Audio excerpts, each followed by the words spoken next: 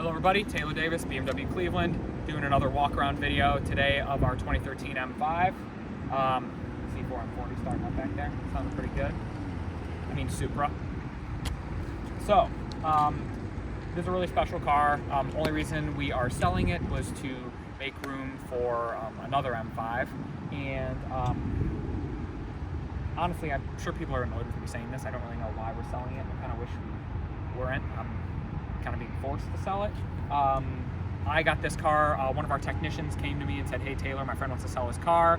I said, what is it? He said it's an M5, and I said I'm always interested if it's an M5. Turned out to be a manual F10, which I'd never driven, and I've just been blown away with this car. You can watch the driving video, so more of my thoughts, but I think this is a really underappreciated car, and eventually it's going to have its day in the sun, I think soon. To go over this car specifically, so it's a 2013, it's the first year. Basically, the manual F10, for those of you who aren't in the US, the F10 manual was only for the US market. Kind of like the E60, the V10 M5. Basically what happened was US buyers were like, we want a manual, we want a manual. So BMW said, fine, give you a manual, shut up. So they did this. The take rate was very low, even lower than the V10. So I think they only made like a little over 500 of these. Which, you know, makes it a very, very rare bird indeed. Launch color, so in all the launch photos and the brochure in the trunk of this car, Monte Carlo blue, awesome color, suits the car, really rich in person actually. Couple things that the previous owner added. He did LCI competition grills, so these black grills with the M5 badge, which I think it looks really nice, and then black side grills as well, which those would be chrome on the normal car. Other than that, and painted reflectors, which I love, and I do it on every car. And then we do have a clear bra on this car. Do not know when it was installed, but it's pretty nice. It looks good. It hasn't really weathered at all. You have it up to here on the hood and on the fender as well. You have it on the mirrors, front of the mirrors, and you have it on the front bumper. Not on the headlights, but on the front bumper. So I think it's a great bonus to have a car with PPF. Unfortunately, the car came from New York, where they require a front plate, so there are screw holes in the front bumper.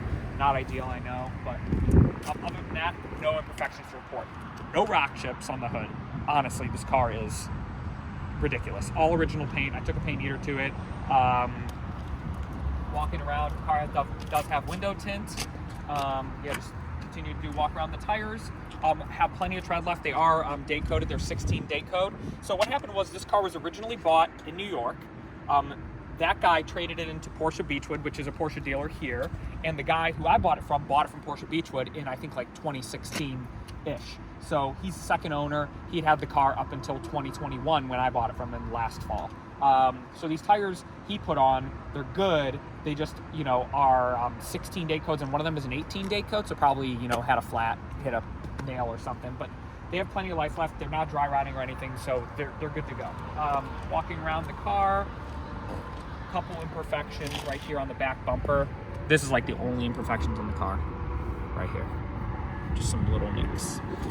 Looking at the trunk real quick, we got the power trunk, which is nice. You can see in the photos there is a toolkit, WeatherTech mats, all the anchoring points, so like the things that clip into here are in the front driver door. Looking here, we have all the manuals and everything. I have the original window sticker, which shows the car was sold to Haberstad BMW in Huntington Station, New York. Monte Carlo blue, the graphite leather, which we'll talk about, $5,000. $5,000. Ridiculous. Executive package, which comes with a bunch of good stuff. There are photos of the window sticker in the photo gallery. You can look at it. Manual transmission, Bang & Olufsen, which is totally worth it. The honey walnut trim, which is also sort of weird. The last car we sold on here was a 2013 M3, and people said the guy was on shrooms when he ordered it. It was kind of a weird build. This is kind of a weird build too. Just kind of weird options, whatever. Back seat, totally perfect. Doesn't even look like it's ever been sat in. This is a car cover right here. Fitted car cover for it. No nicks in the leather, anything like that. Looking on the interior, especially on the driver's seat, nowhere on the bolster at all, which is crazy. Really you can see very little minor wear here. But this graphite interior, I like to think of myself as a BMW aficionado, a spec aficionado. I had never heard of this interior color. I went to go look at the car and I was like, what is this? And I had to look at the window sticker to know what it was. So it was a $5,000 option.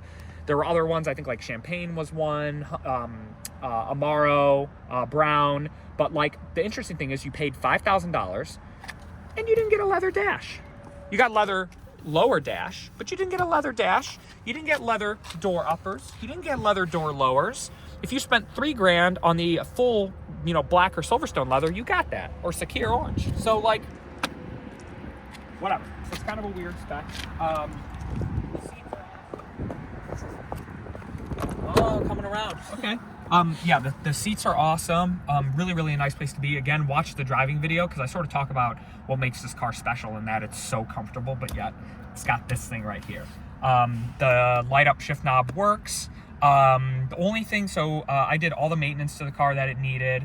The car came with it was like a UUC short shift kit that was not meant for the F10. So like when I was going into third gear, I was like almost punching the AC stuff and I was like, this can't be right. So it has a brand new OEM shift, you know, like mechanism, shift lever, arm, whatever, with all new bushings and everything. So it feels awesome now. Yeah, I mean, that's kind of it. Going over the interior, nothing really to report. The head-up display is great. Actually, I just was driving it, so it's not cold. So I'll maybe give a little rev here because, oh, and this wood. Okay, I swear, maybe in pictures you don't like it. I didn't either, but in person, it works. Like, it definitely works. It's unique. There are no cracks in it. It's all perfect, looks amazing. But yeah, the S63 in this car sounds kind of weird. In my driving video, I talk about how it sort of farts and burps and stuff, and you'll be able to hear it when I rev it. So if you want to go around back.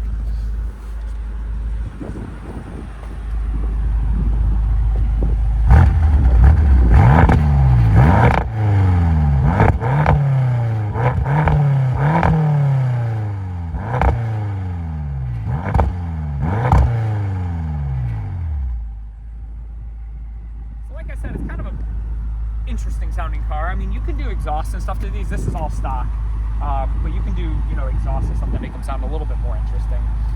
But yeah, I mean, really, there's not much to go over with this car because it's really as represented.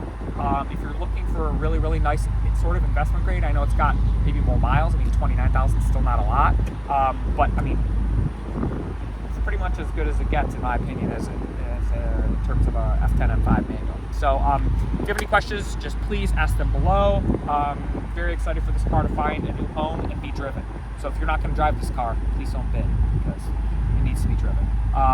Again, thank you so much for watching. If you have any questions, just ask below. Thanks.